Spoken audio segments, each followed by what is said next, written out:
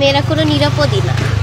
সহজ সিম্পল ভাষা, যে মেয়েরা কোনো নিরাপদই না। মানে মেয়েদের হচ্ছে, ভাই তোরা মেয়ে হয়ে জন্ম নিছিস, তোরা পোশাক আশাক যাই পড়িস, তোরা ঘরে থাক, ঘর থেকে বেরোস না। আবার যে নিজের ঘরের মধ্যে সেফটি থাকবে, ঘরের মধ্যে না, ঘরের দরজা জানালা ভেঙে ঢুকে ধর্ষণ করতেছে।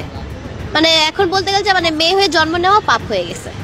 উনি যেহেতু ছেলে, ছেলেরা কোনোদিনও মেয়েদের সেফটি দিতে পারে না। একজন মেয়েই পারে। মেয়েদের সেফটির জন্য কি কি প্রয়োজন মেয়েরা পারে।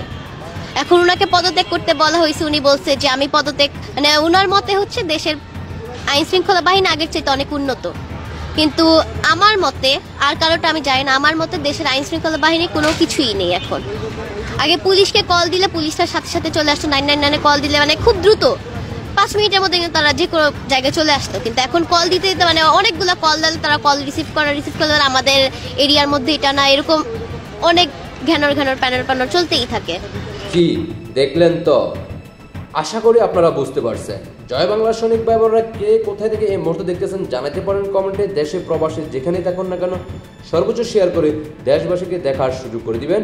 আর আপনাদের ব্যক্তিগত মতামত অবশ্যই কমেন্টে জানিয়ে যাবেন। জয় বাংলা সৈনিক ভাই বোনেরা, ভালোবাসার জায়গা থেকে আমার একটা ইউটিউব চ্যানেল, কমেন্টে লিঙ্ক দেওয়া আছে, ফুতুল জয় পরিষদ TNT। সবাই ইউটিউব চ্যানেলটিকে সাবস্ক্রাইব করে দিয়ে আসবেন। আশা করি সবাই বুঝতে পারছেন। সবাইকে অসংখ্য ধন্যবাদ। আল্লাহ হাফেজ।